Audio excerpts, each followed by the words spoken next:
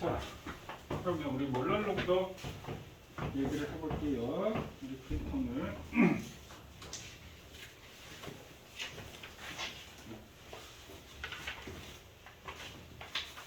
자, 몰랄농도. 저번 시간에 퍼센트 농도, 몰농도 이렇게 얘기했었나? 용해도도 했었고. 오늘 몰랄농도 제일 마지막 장에 있나요? 제일 마지막 장에 몰랄농도.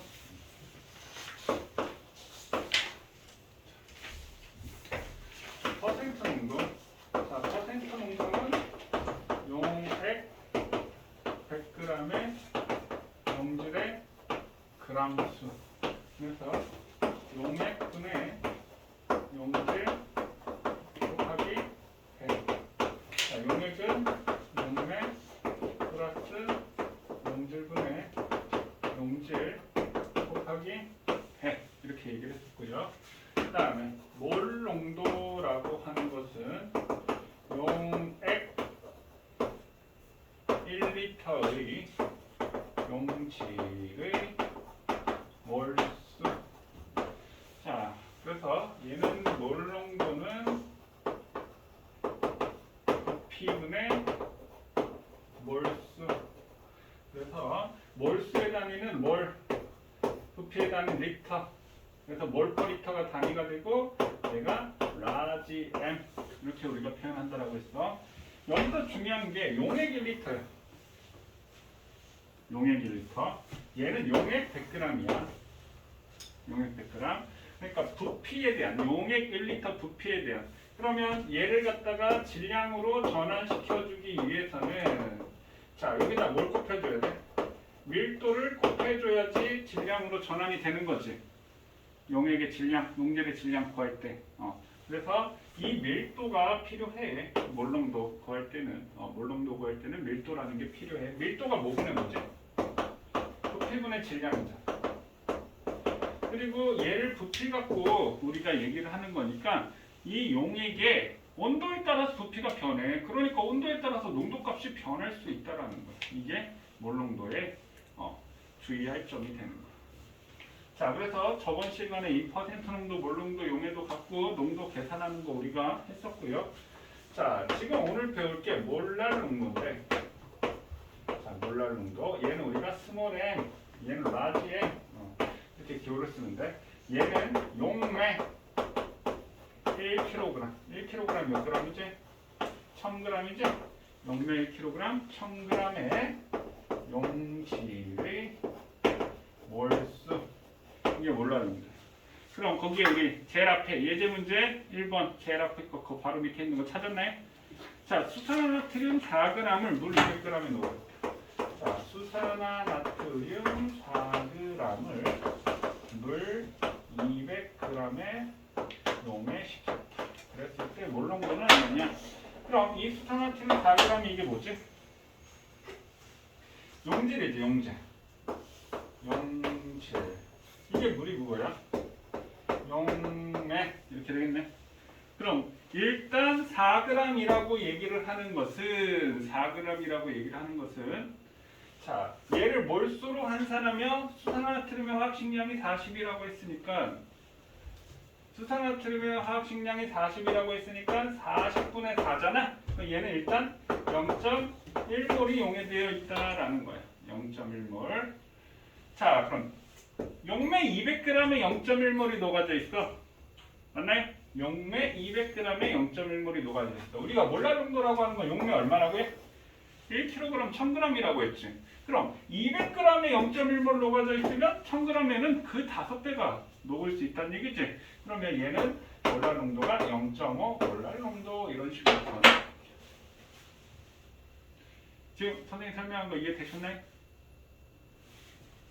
다 지금 비례식 계산인 거예요, 어차피. 태영이 뭐 이해됐어? 자, 다시 몰랄농도는 용매 1000g 1kg의 몰수야. 몰수는 화학식량분의 질량이지. 그럼 얘 4g은 0.1몰이야. 그럼 물 용매 200g에 0.1몰이 녹아져 있는 거야.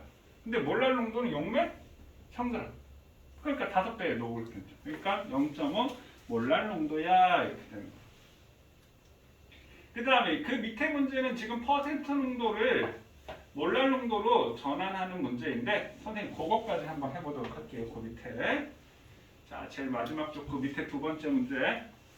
자, 20%의 수산화나트륨이 있는데 얘의 몰랄 농도는 얼마냐? 뭔가 주어진 조건이 없어 보여. 근데 한번 잘 생각을 해보자.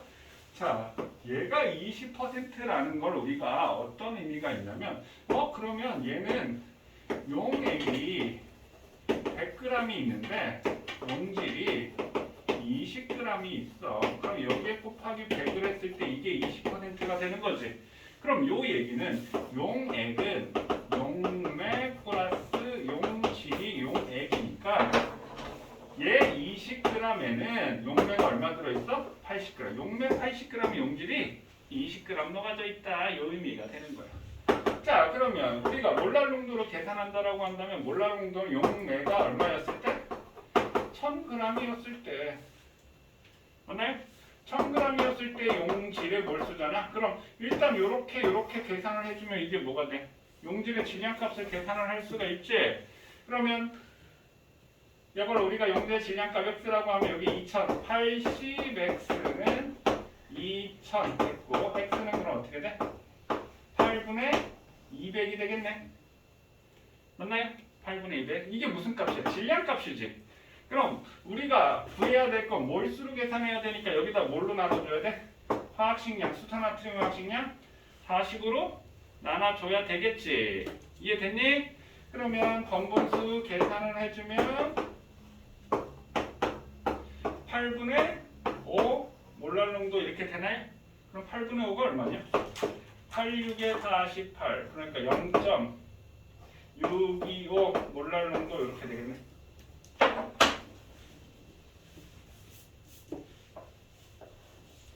(8분의 200이지) 잘못 계산했어. 이 2만이구나. 2만이지? 그럼 8분의 2000이지? 그럼 8분의 50이 되겠네? 그럼 6.25네. 6.25 6.25 몰랄 농도. 그 2만이지? 20 곱하기 1000이 이해됐니?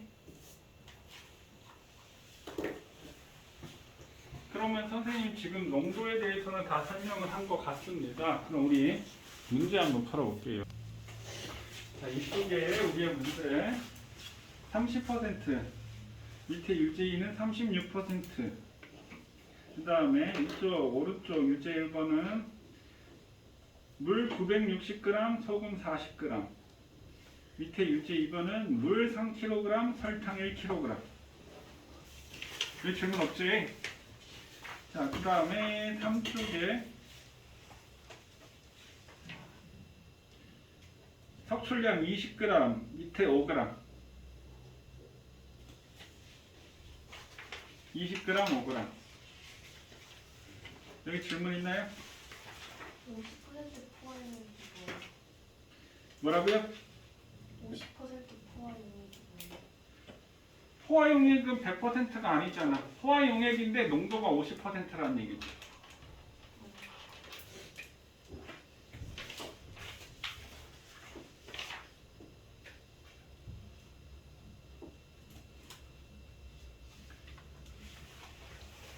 질문 있어? 이거 왜 그런 건지 모르겠어요. 뭐라고? 왜 이런지 모르겠어요. 오른쪽 3쪽 유제 1번? 네. 자, 3쪽 유제 1번 한번 볼게요. 자, 60도씨의 포화수용액 200g을 20도씨로 냉각시켰을 때 지금 포화수용액이 200g이니까 용해도가 100이라고 했잖아. 60도씨에서.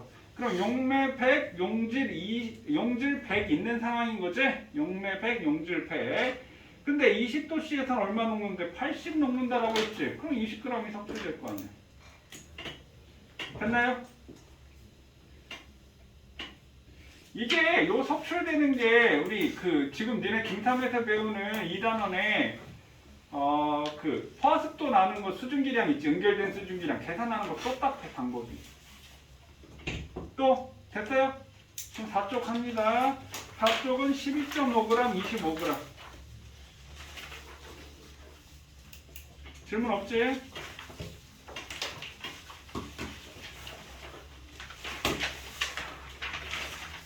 질문 없지? 태영이 질문 있어? 없어? 자, 그 다음에 우리 마지막 장의 농도. 여기 우리 어디까지 풀어져 있지?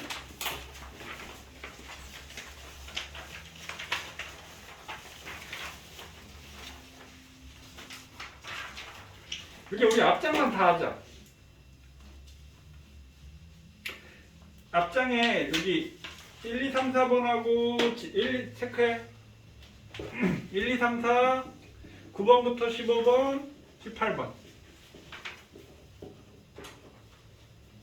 지금 이 퍼센트 농도, 몰 농도는 우리 여기 다름에 나오는 내용이거든. 이것만 다 하고 우리 교재 진도 다시 몰 농도 파트 진행하도록 할게요.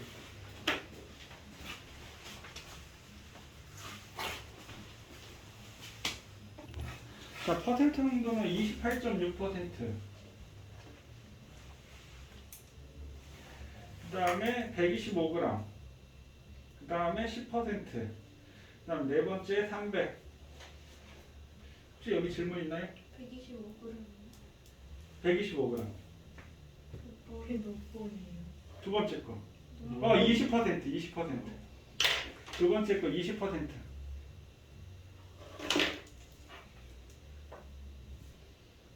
여기 질문 있나요? 1번. 1번?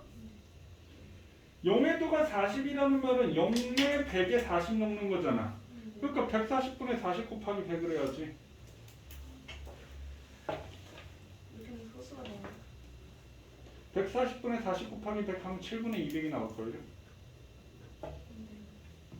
됐나요? 그 다음 또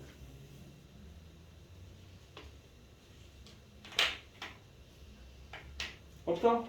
나머지는? 나머지는 없어? 그 다음에 오른쪽 제일 위에 거 이거 번호 좀 매겨놓을 거. 오른쪽 제일 위에 거 0.3몰 농도 이거 3g. 그 다음 밑에 거 0.5몰 농도. 그 다음 세 번째 거 오른쪽 세 번째 거 3.6g. 오른쪽 네 번째 거 320g. 여기 질문 있나요? 1번. 제일 위에 거? 오른쪽 제일 위에 거 한번 볼게요.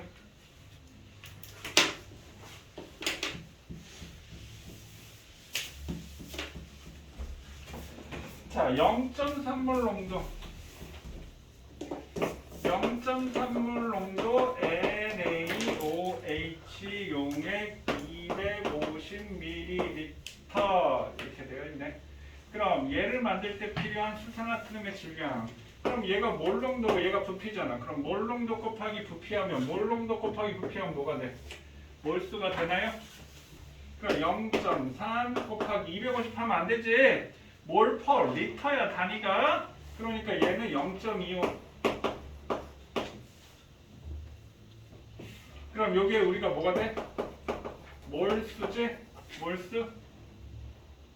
그럼 여기다가 화학식량 40을 곱하면 질량이 되나요? 맞니? 화학식량 40 곱하면 질량이 되겠지? 그럼 3g 나오지? 댄님이네? 됐어 태어가? 또 질문. 그 밑에 거요. 그 밑에 거 수산화트륨 수용액 200ml에 수산화트륨 4g이 있다. 몰 농도는 뭐라고요? 1000ml이잖아. 그 200ml에 4g 녹아져 있으면 1000ml에는 얼마 녹아져 있어? 5배니까 20g 녹아져 있지. 그럼 몰수니까 40으로 나눠야 되니까 0.5잖아. 몰수를 구해야 되는 거지. 몰수. 됐나요? 또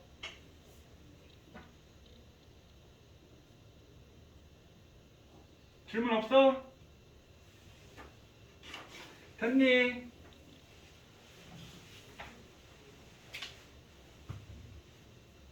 성원이 뭐야? 왜 삼각형 그래? 아이고,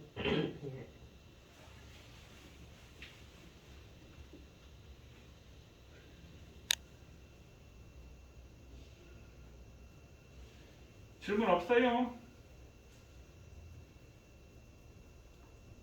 거기 혼합용액의 농도 구하기 선생님 그거 한번 해줄게. 그 세 문제. 혼합용액의 농도 구하기 그거 찾았니? 그 세 문제 해줄 테니까 한번 풀이해줄 테니까 보세요. 요거 하고 쉬도록 하겠습니다.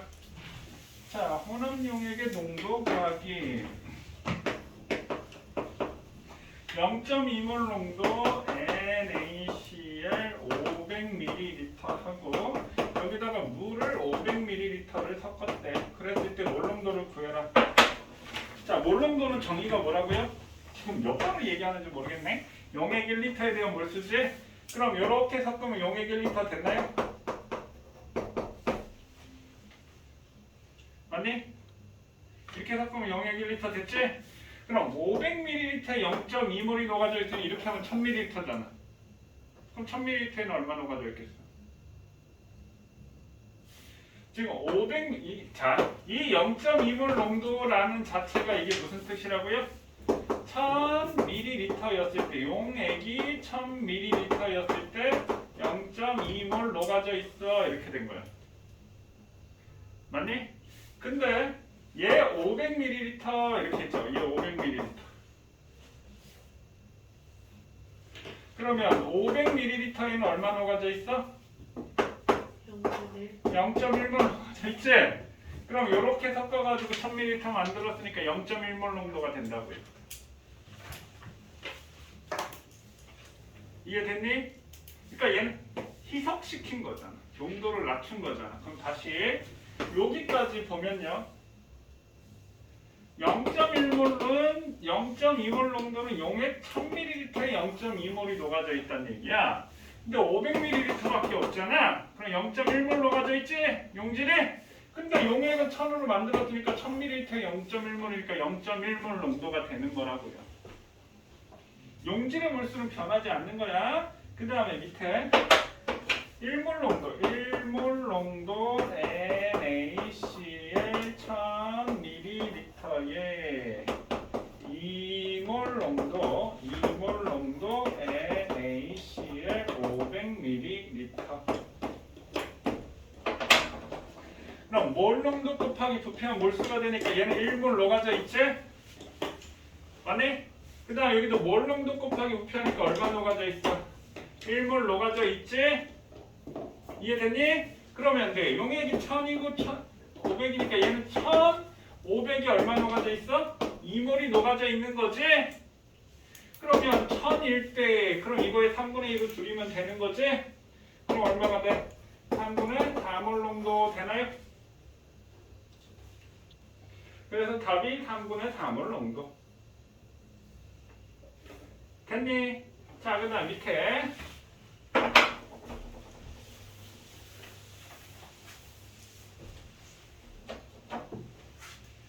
0.1몰 농도 NaCl 500ml와 500ml 하고 0.2몰 농도 NaCl 500ml를 섞었대요. 그럼 얘는 1000ml에 0.1몰 있으니까 500ml니까 얘는 얼마에 녹아져 있어? 0.05몰 녹아져 있지? 그 다음에 1000ml에 0.2몰 있어야 되는데 500ml니까 얼마 있어? 0.1몰 녹아져 있지? 그럼 섞으면 용질의 몰수는 0.15몰 맞나요? 용액은 얘 500, 얘 500이니까 어떻게? 1000ml에 0.15몰 있으니까 0.15몰 농도 이렇게 되겠지? 그래서 답이 0.15몰 농도입니다. 이해되셨나요? 이 몰 농도를 알아야지만 저 뒤에 가서 우리 산전기 중화반응 파트를 할 수가 있습니다. 자, 그럼 우리 잠깐 쉬었다가 우리 까맣다. 왜 까맣까? 대기가 없다는 얘기죠. 대기가 많이 없다는 얘기죠. 그럼 왜 대기가 많이 없을까? 이 대기들이 지구 중력 때문에 다 밑에 몰려 있는 거예요. 위에는 대기가 희박한 거예요. 왜? 중력 때문에. 그러니까 대부분의 대기 공기들은 지표면에 깔려 있다는 얘기야. 중력 때문에. 자, 대기를 보면 이 공기가 제일 많은 게 뭐야? 질소지? 질소가 약 78%. 그다음에 산소지? 산소가 21%. 그다음에 AR이 뭐야? 아르곤이지? 이게 0.8%. 그다음에 CO2가 0.03%. 그럼 이것의 4개만 해도 얼마야? 99.83%지? 자, 여기에다가 기타 약 25종류의 기체가 섞여 있는 거 우리가 공기라고 대기라고 얘기해요. 생각보다 많지 않아요? 25종류면 생각보다 많은 공기가 이루어져 있습니다. 자, 그럼 이 대기권의 구조를 4개로 나누는데 어떻게 나누냐면 자, 세로축이 높이야. 가로축이 뭐냐면 기온이야. 그럼 뭐에 따라서 나눈다는 얘기야? 높이에 따른 기온 분포. 그럼 이 높이에 따른 기온 분포가 이렇게 이런 식으로.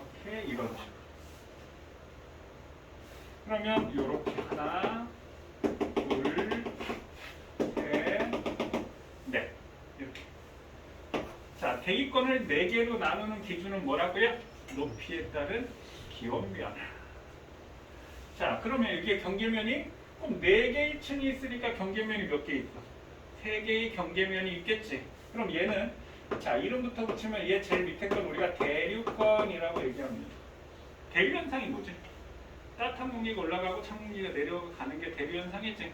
그다음 여기는 성층권, 그다음 여기는 중간권, 여기는 열권. 그럼 얘는 대류권과 성층권의 경계면, 성층권과 대류권의 경계면, 얘는 중간권과 성층권의 경계면, 얘는 열권과 중간권의 경계면이지. 그럼 자, 얘는 성층권과 대류권의 경계면 이렇게 되는 거야. 이름이 플랫니. 아우 야 귀찮아. 줄여. 야 그냥 아래 거에다가 경자도 빼. 경계면 이거 다 알아. 그래서 계면만 붙여. 그래서 대류권 계면이 되는 거야. 그럼 얘는 이게 뭐가 되겠어? 이건 뭐가 되겠어? 성층권 계면 이렇게 되겠지. 그럼 얘는 뭐가 되겠어? 중간권 계면 이렇게. 아래 거에다가 계면만 붙이는 거야. 자, 그러면 여기서 대류현상이 일어난다라고 했는데 뜨거운 공기는 선생님 많이 그림으로 표현하면 이렇게. 선생님 이거 뭐 그렸을까? 그럼 이거 뭐 그렸어? 이건 뭐 그렸어? 눈. 기상현상이 나타나는 거야. 그 다음에 쭉 이렇게 있으면 자, 태양이 지금 여기 있어. 태양이 뭘 흡수하지? 자외선을 흡수하는 거야. 그럼 이걸 우리가 뭐라고 해? 오존층이라고 하나요? 성층권에 오존층이 있는 거야. 그 다음에 자, 선생님 이거 뭐 그렸나요? 그 다음에 이거 뭐 그렸나요? 뭐 그린 것 같아? 다시 그릴까 이렇게?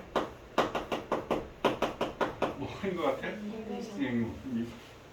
인공위성 궤도가 중간권에 아니 열권에 있다.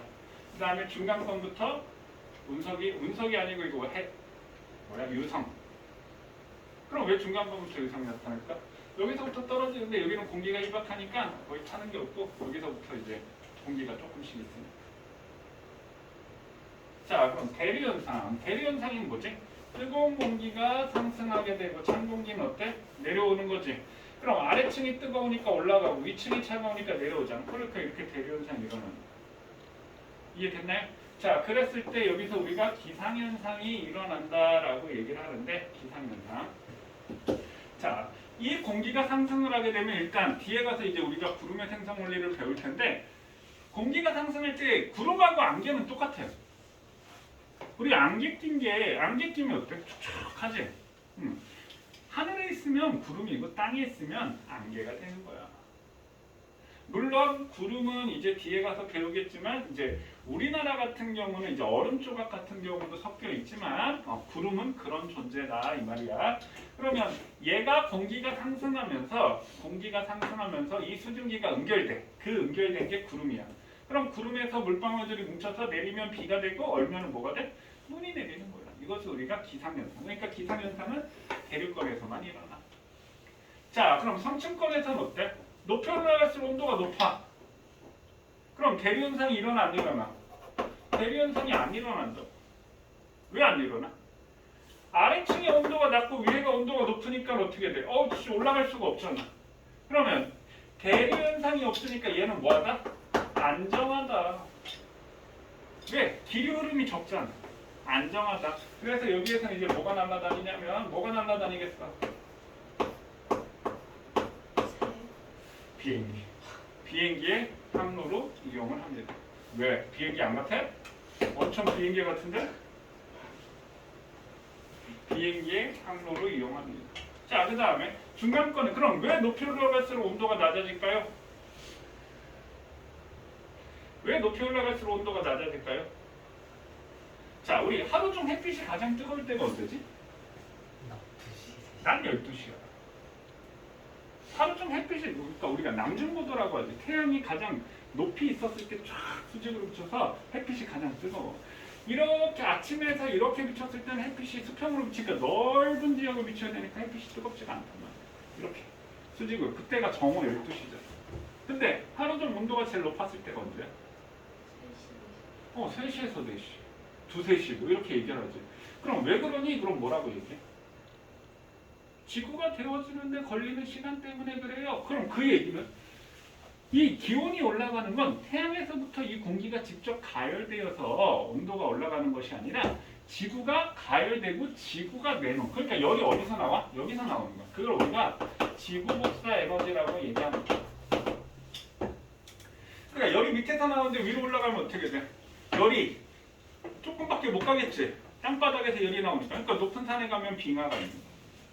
추우니까. 그러니까 올라갈수록 온도가 낮아지는 이유가 지구 복사 에너지가 적게 도달하기 때문에 그래. 그럼 여기서 온도가 왜 높아지니? 성층권에 있는 오존층에서 자외선을 흡수하기 때문에 높아지는 거야. 그럼 중간권에서 온도가 왜 낮아지니? 지구 복사 에너지가 적게 도달하니까 그런 거야. 그럼 여기는 대류 현상은 있는 거야.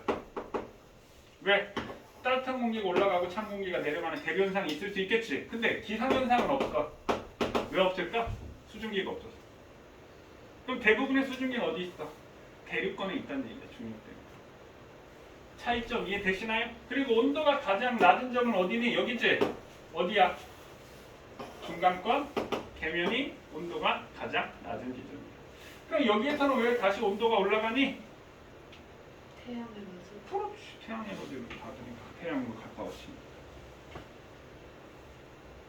지금 선생님 설명한 거 이해되셨나요? 오케이.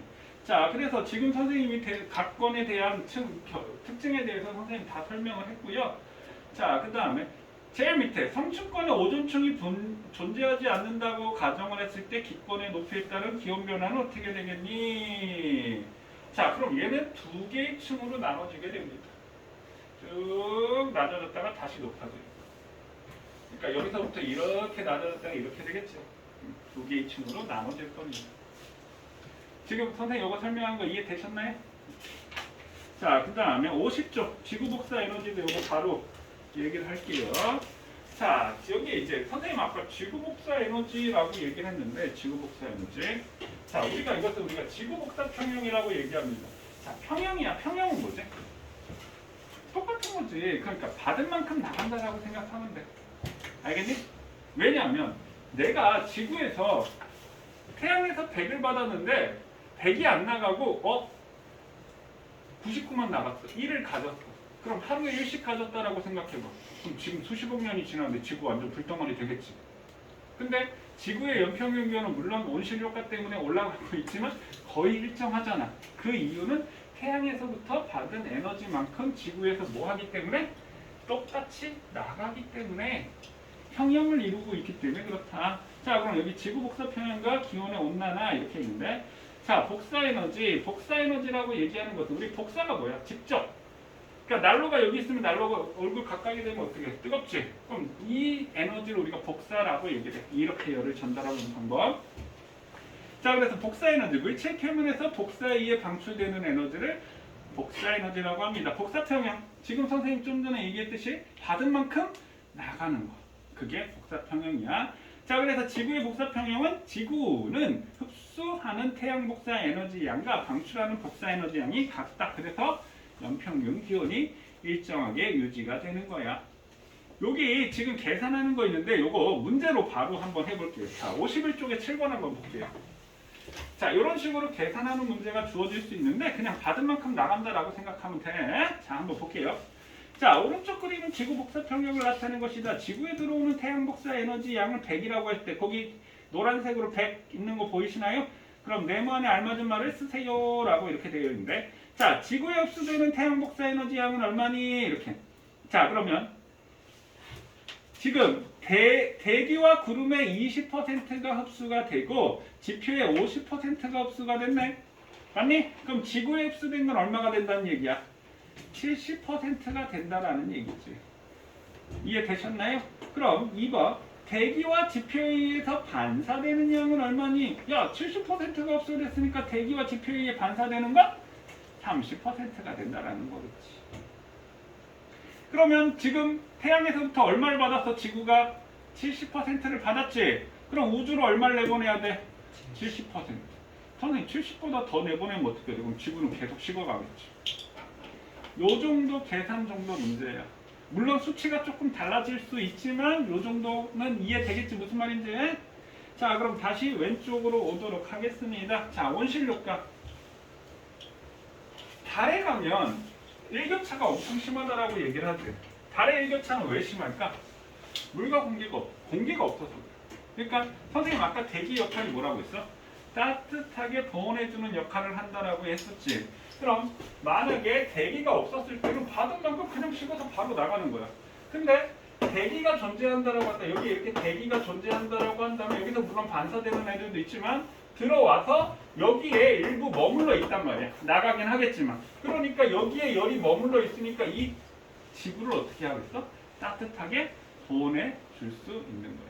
자, 우리 이걸 온실효과라고 얘기하는데, 그럼 여기 온실기체가 많아지면 이 열을 더 많이 머금어. 어차피 나가긴 하겠지만 더 오랫동안 많이 머금고 있단 말이야. 그럼 어떻게 돼? 따뜻해지겠지. 온실 들어가면 어때? 비닐하우스 같은 데 들어가면 따뜻하지. 어차피 나가긴 하지만 왜 따뜻해? 그 안에 따뜻한 공기가 많이 머물러 있을 수 있기 때문에 따뜻한 거야. 온실 안에는. 그래서 식물원 같은 데 가면 이렇게 온실로 이렇게 되어 있지. 그 대기가 그 식물의 온실 역할을 하게 된다라는 거야.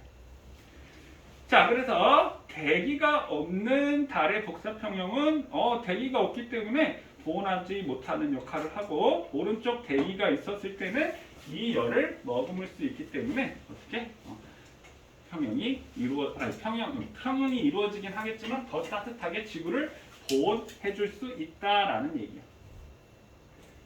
됐나요? 자, 그 다음에 오른쪽, 바로 오른쪽에 지구 이도별 에너지 불균형이라는 거 보이시나요? 그럼 거기에 그래프가 하나 있는데 어떻게 되냐면 지금 가로축이 뭐야? 위도라고 적혀 있지. 자, 여기 위도 0도가 이게 뭐지? 적도지, 적도. 그 다음에 여기에서는 이쪽이 북쪽이라고 했으니까 여기가 북이 90도, 여기는 사우스 남이 90도, 여기는 이제 남이 북이.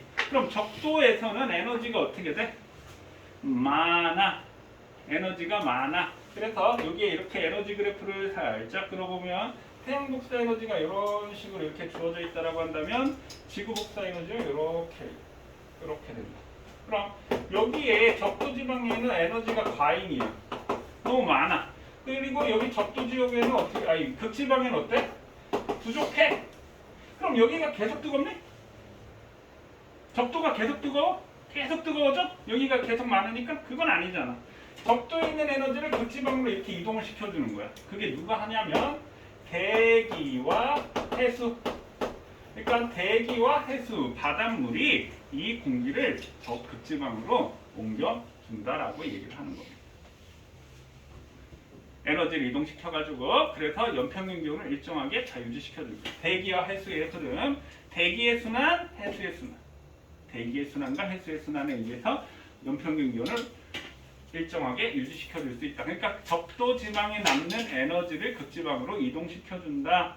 자, 그 다음에 지구온난화. 자, 온실 효과가 강화되어 지구 연평균 기온이 높아지는 현상. 그 대표적인 게 이산화탄소라고 얘기를 했어요. 자, 그럼 왼쪽 그래프를 한번 보니까 1850년에서 현재 2000년까지 대기 중에 이산화탄소의 농도가 점점 어떻게 되고 있어? 증가하고 있지? 자, 그러면 오른쪽에 보니까 지구의 연평균 기온이 물론 변화가 있기는 하지만 어떻게 되고 있어? 확 증가하고 있지? 그래서 이 온실 효과에 의해서 지구의 연평균 기온도 상승을 하게 됩니다. 그럼 이 얘기는 많이 있겠지만 여기 보면요. 자, 지구온난화 효과를 요즘 이 지구온난화 때문에 지구에 지금 우리 벚꽃도 엄청 일찍 폈지 올해. 거의 한 2, 3주는 빨리 핀 것 같은데 벚꽃이. 이것도 다 지구온난화 막 여러 가지 현상이 생기는데 비가 면적이 감소하고 만년설이 감소한다. 지금 저쪽에 스위스 알프스 히말라야 산맥 겨울에 눈이 없어가지고 스키장이 막 문 닫는데도 막 수천 곳이 문을 닫는데 눈이 안 와가지고 다 이상 기후 현상이지. 자, 그게 다 빙하 면적 감소하고 폭염, 홍수, 가뭄 등 기상이변이 나타나고요. 그럼 빙하가 높게 되니까 해수면이 상승하고 육지 면적이 감소하고 이 이상기후 현상으로 농작물 생산량이 감소하고 생태계 변화 등이 나타난다. 뻔한 얘기들이 있습니다. 일단 바로 오른쪽에 지구온난화 대책 읽어보면 다 아는 얘기들인데 온실기체의 배출량을 줄인다. 그래서 뭐 탄소 중립선언 해가지고 뭐 전기차 뭐 생산하고 뭐 이런 얘기를 해. 그러니까 이 온실 이산화탄소가 나오는 게 자, 우리 화학에서 연수 배웠는데 타는 거면 무조건 이산화탄소가 나온다라고 생각하세요. 탄다. 탄소가 있으면 반드시 이산화탄소인데 석탄석유 이게 다 탄소예요. 우리 지금 공원에서 다 석탄석유 쓰잖아. 자, 그래서 나무 심고 나무는 어때? 광합성으로 이산화탄소 흡수해가지고 산소 포도당 만들면 산소 저거 하지? 나무 심고 숲 보존하고 쓰레기를 줄이고 자원을 재활용하고 에너지 전력하고 친환경 에너지를 개발하자. 그럼 온실기체가 아닌 것은 어떤 게 지금 9번 한번 볼까요? 51쪽 9번. 산소 질소는 그러니까 산소 질소가 대기가 있기 때문에 얘가 따뜻하게 하긴 하지만 어차피 있는 기체이기 때문에 얘는 온실기체 취급을 하지 않는 거야. 그래서 온실기체는 메테인, 수증기, 이산화탄소가 온실기체가 되고 산소 질소가 온실기체가 아닙니다. 메테인은 CH4지? 메테인 CH4인데 이 메테인이 요즘 이산화탄소 양이 워낙 많으니까 이산화탄소가 온실 효과가 더 큰 거지 만약에 같은 양이 있었다라고 한다면 메테인이 온실 효과가 더 훨씬 큽니다. 그거보다 더 큰 게 프레온가스. 근데 이 메테인이 뭐 할 때 나오냐면 소트름 할 때 메테인이 그렇게 많이 나옵니다. 메테인이 천연가스야 사실은. 그리고 이 이상기후 현상으로 저쪽 극지방 쪽으로 가면 뭐 툰드라라고 해서 얼어붙은 땅, 뭐 동토 막 이렇게 있잖아. 그럼 날씨가 추워서 계속 얼어붙어 있는데 이게 계속 녹으면서 그 안에 있는 이 가스, 이 메테인 가스들이 또 엄청나게 나와서 지구 온난화를 더 가속시킨다라는 거예요. 근데 아이러니하게 우리 아까 메테인 가스가 소트름 할 때 나온다라고 했지. 그래서 과학자들이 그 소트름 억제제를 개발하려고 그 소를 엄청나게 많이 키우잖아요. 호주나 아르헨티나, 남미, 저 북미 같은 데 가면 소트름 억제제를 개발하려고 하는데 아직도 개발을 못했어요. 소트름 억제제 개발하면 지구상에서 제일 큰 재벌이 될 수 있어요. 근데 그 상황을 생각만 해도 너무 웃기지 않냐? 약 개발해가지고 소 먹여놓고 소트름 할 때까지 기다리고 있어. 소트름 안 하네? 성공한데 소가 갑자기 꽉 트름했어. 그럼 얼마나 허탈하겠어. 그렇게 소트름 억제제를 나중에 그런 화학적 연구하면 소트름 억제제 한번 개발 한번 해보세요.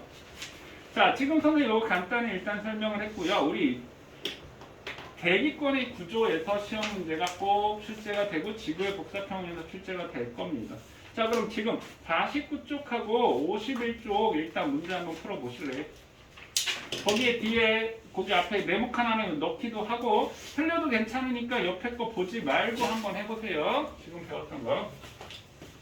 너 다른 거 봤어?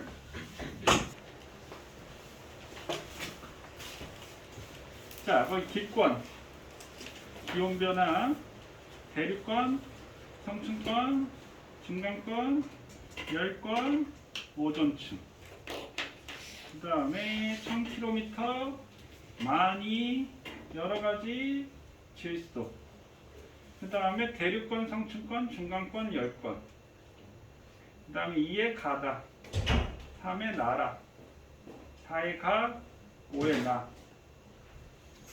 그 다음에 3의 디귿, 3의 1의 디귿, 2의 니은, 3의 3의 디귿, 3의 4의 기역, 그 다음에 4의 1의 대륙권 니은, 성층권은 리을, 중간권은 기역, 열권은 디귿. 아이고 오로라 빼먹었네. 오로라 나타납니다. 자 5의 높이에 따른 기온 변화에 따라 4개, 2에는 대륙권, 3에는 중간권. 질문 없지? 자, 그 다음에 51쪽 복사평형, 태양, 지구, 그 다음 온실효과, 지구온난화, 화석연료, 그 다음에 6에 같다, 일정하다, 7에는 아까 했지. 8에 대기가 있어서 온실효과가 일어나므로 달보다 높은 온도에서 복사평형을 이루어 평균 온도가 높다. 9에는 1, 2, 10에는 XO, XX. 질문 있나요? 질문 없어요? 자, 그 다음에 52쪽 한번 볼게요. 52쪽 복사평형에 관한 이 시험 문제 꼭 나올 겁니다. 자, 그럼 보세요. 여기서 적외선 등은 뭘까요? 태양에 해당이 되겠지. 그 다음에 검은색 알루미늄 컵은 뭘까요? 지구에 해당이 되겠지. 지구에 해당이 됩니다. 자, 그러면 얘를 시간을 계속 늘려주니까 온도가 계속 올라가고 있지. 맞네? 0, 2, 4, 6, 8, 10, 12, 14, 18분까지 온도가 계속 올라가고 있잖아. 근데 20분이 지나고 22, 24, 26분이 지났는데 48.8도씨로 온도가 일정하게 유지가 되고 있지. 이때가 복사평형이 이루어지고 있는 거야.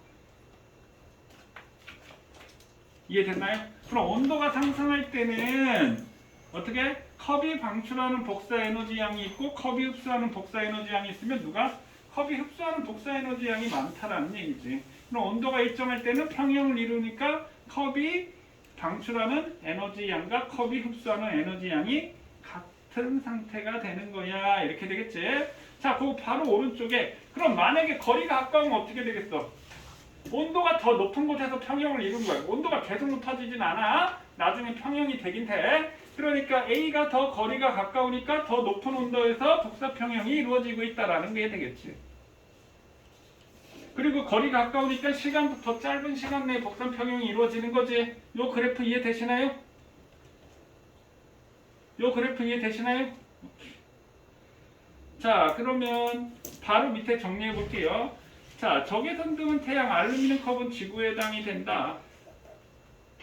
자, 알루미늄 컵 속의 공기 온도가 계속 높아지는 까닭은 시간이 지나면 알루미늄 컵이 흡수하는 복사 에너지 양과 방출하는 복사 에너지 양이 같아져서 무슨 상태? 복사평형 상태에 도달하기 때문이다. 자, 지구가 태양 에너지를 계속 흡수하면서도 평균 기온이 일정하게 유지되는 까닭은 지구가 흡수하는 태양 복사 에너지 양과 방출하는 지구 복사 에너지 양이 같아서 복사 평형이 이루어지기 때문이다.